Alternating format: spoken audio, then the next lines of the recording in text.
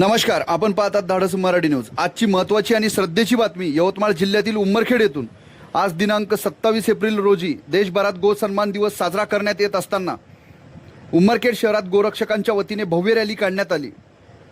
गोमातेच्या सन्मानार्थ काढण्यात आलेल्या या रॅलीत गोरक्षकांनी प्रत्यक्ष गोमातेला सोबत घेत शहरातून वाजत गाजत मिरवणूक काढली। गोमातेचे रक्षण झालेच पाहिजे अशा घोषणांनी संपूर्ण परिसर दमदमून गेला।